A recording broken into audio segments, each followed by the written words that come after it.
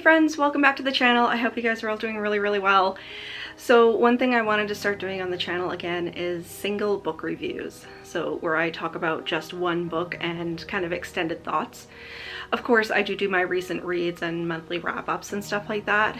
And but I haven't done these in a little while, and I kind of stopped doing them because I found that they weren't getting a whole lot of engagement, like not as much engagement as I did on my monthly wrap-ups. But on the other hand, over time they actually do get quite a few views, so that's telling me that people actually do like them, and it's probably people on YouTube that go in and search for reviews on specific books.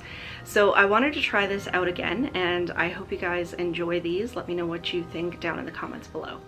So for today, I wanted to talk to you guys about The House of Whispers by Laura Purcell, which is a book that I read just a couple of weeks ago. And if you saw over on my Instagram, I did say that I was going to come on and do a review here on YouTube as well. So just to give a quick overview, so basically this book is divided into 3 timelines. So the first timeline follows the main character Hester Y, and she is coming into a new house, new employment to be a maid for this elderly lady, and she lives kind of in this huge mansion on the moors and on the seaside, and of course it's gloomy and spooky and has all of the wonderful gothic elements. And she starts finding out pretty quickly that this is not a normal house, and the old lady is very spooky herself, and she also has another caretaker whose name is Krita, and she is, you know, very spooky also. So things with the staff, things with Krita, things with the old lady, and things with the house all have this wonderful spooky gothic vibe, and things are very strange. So the second timeline is following Hester before she comes into this employment. So this is when she's a maid for another family, and we start to learn a little bit of her backstory, why she is the way she is. And she has some, you know, not so savory sort of things in her own background, a very dark past. So we learn that. And then the third timeline is the old woman whose name is Louise Pinecroft and Krita when they were younger and they were growing up in that mansion along with Louise's father, who was a local doctor. And the mansion on the seaside, he actually moved his family in there because he wanted to treat patients who had consumption, and back then it was thought that, you know, just fresh air would cure them of their disease if they didn't die of it, of course. So that's a very big synopsis. So we have these 3 timelines, and I think I'm going to start off with the things I liked about the book and then get into the things that I disliked about the book. So just to throw this out there as well, this is the first Laura Purcell book that I've ever read. I've been recommended on many occasions to read The Silent Companions. That's also another book of hers, and I do have it on my shelf, but I think I got this one on sale on my Audible subscription, so I decided to go with this one. And one thing that I did notice is that Purcell writes the gothic spooky very well. It was really reminiscent in my mind of like Rebecca and books like that, you know, this sprawling mansion and everything is spooky, and it has, you know, the weird staff and all of this sort of thing. So I found that she did do that atmosphere really well. And the premise of the story with, of course, this everything going on with this spooky mansion, and then you have Hester's background, and like I said, like learning why she is the way she is, and you know, learning the unsavory tidbits from her past. And so I really liked those 2 timelines. And the other thing that I really enjoyed in the premise of the story was it does have some sort of folkloric elements wrapped in. I won't give any more away than that because it will spoil some of the plot. But I did like those elements and kind of like the makeup of the book, the makeup of the story. And like I said, it had that wonderful spooky gothic atmosphere.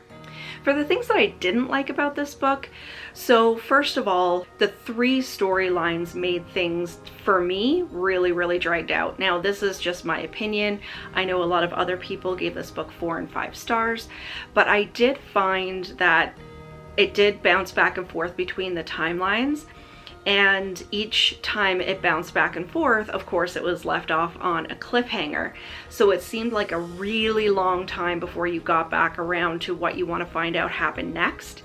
And you know, 2 timelines I think is really great, but the 3, for me anyway, did feel like it was really dragged out.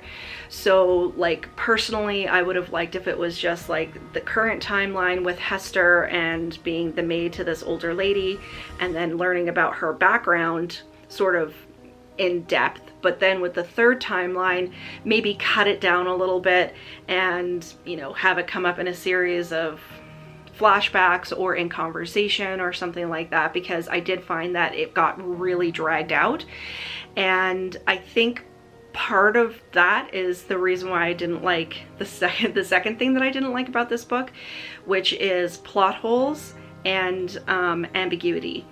So if you have a really sprawling timeline and a lot of storyline, a lot of things going on, I personally really like it when it comes back around, you fill in all the gaps, everything gets solved and wrapped up in a tiny pretty little bow, and you feel very satisfied after you read it that, you know, the whole story got explained. And with this one, I did find that there were, you know, I was left kind of a little bit lacking when I finished the book. So those are the 2 things that I didn't like about it.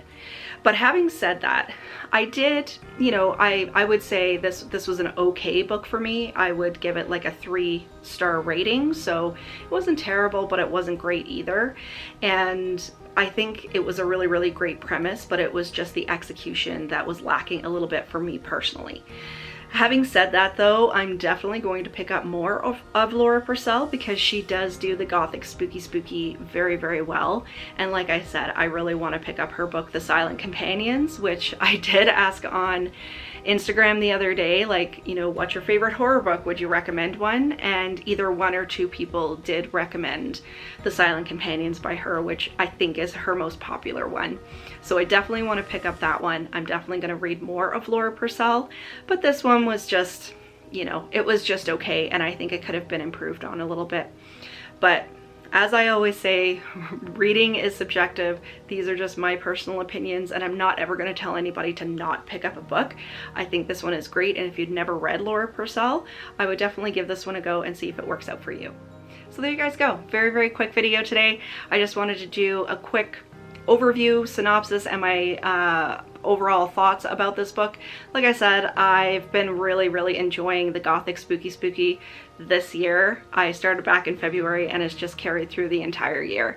So this one was one I definitely had to give it a go, and it was a good book. I wouldn't say it wasn't, and I would definitely recommend if you like the gothic sort of, you know, spooky English countryside atmosphere, definitely give this one a go. So there you guys go. I hope you enjoyed the video. If you did, please give me a thumbs up and leave me a question or comment down below because you know I love chatting with you. But until next time, stay spooky everybody. Bye.